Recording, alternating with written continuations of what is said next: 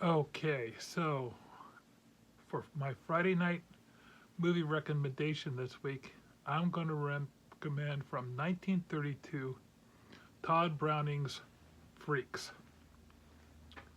You've probably heard about this film, but odds are you haven't seen it, and you really should because it is shocking. Um, okay, well, let's go back to, first of all, 1932, a long time ago. Um, Franklin Delano Roosevelt was elected president. Amelia Earhart did her first solo flight across the Atlantic, and the first Winter Games were held in Lake Placid, New York. Sadly, this is also the year that Lindbergh's baby was kidnapped. And normally I talk about what's big on television, but there's no television at this time. But we do have radio. And popular on the radio was the song Brother, Can You Spare a Dime by Ted Lewis and his band, and the Amos and Andy radio show was very big. So, like I said, a long time ago, we're talking the Great Depression. When Browning came up with this idea, he was thinking about using some larger actors. Lon Chaney was actually considered for this at one point. But they decided to go a different route. So I'm hardly giving away any uh, spoilers here, but the setting is the circus. And you having a conniving trapeze artist who's after the money of a wealthy dwarf. And she marries him, and things go badly for everyone involved because she's not doing it for love. The entertainers in this film were actual entertainers from various circuses. So we're talking, uh, you have a lot of disfigured people, a lot of,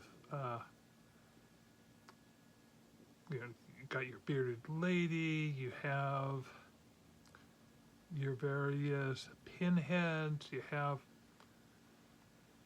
it was a collection of the term then, freaks and grotesques. Their involvement was as shocking as it was meant to be.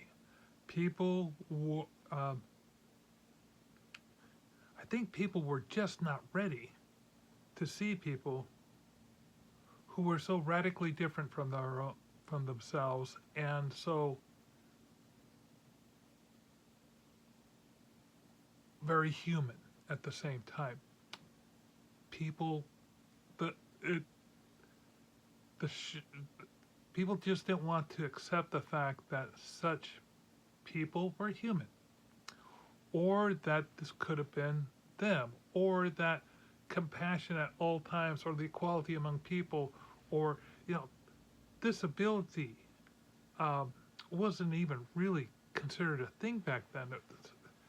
Society had so far to go, still has so far to go sometimes.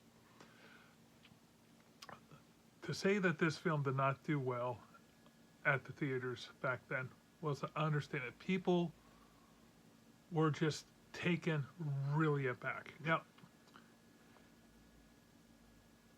this could be seen as a horror film, but it can also be seen as a very strong drama involving very real situations of circus life back then. A lot of parallels were drawn at the time and are still drawn that this is a story about class, the haves and the have-nots. And those parallels can be easily drawn throughout this entire film. This film has been very influential. Now, it didn't do well at the box office, and it kind of lingered for about 30 years in obscurity. But in the 60s, as often is the case, American films were acknowledged, and this film was acknowledged overseas, where it started to have more of a cult following overseas first before it got back here. And not just cult, but an esoteric understanding of what was happening within the film.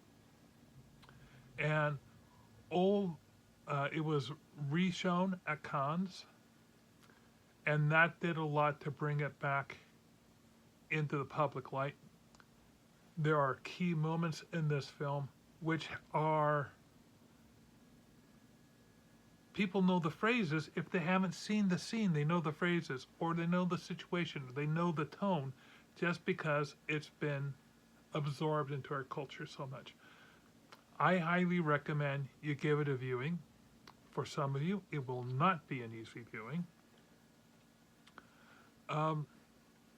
I think there is a little bit of a horror movie element to this, because, quite honestly, what's considered horror? A jump scare, or a cringe, or squirming in your seat? What is considered? If you want something that's going to unsettle you, this movie will unsettle you.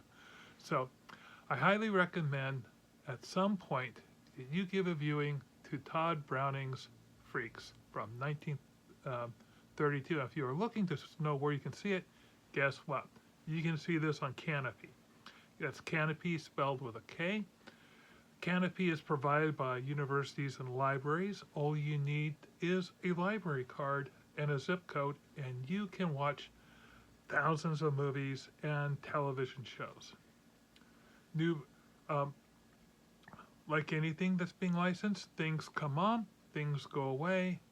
And as we're talking right now, Freaks is currently available on Canopy and will probably be there for a while, I would admit. I'm just guessing. But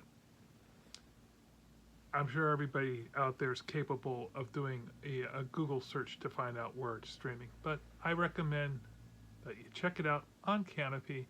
Now, if you like this video or my other videos where I'm now doing test tastings and I do unboxings, and I also have a library of other videos I've done in the past where I've talked about copyright or all sorts of things. Or people ask me for business advice. Please check out those videos.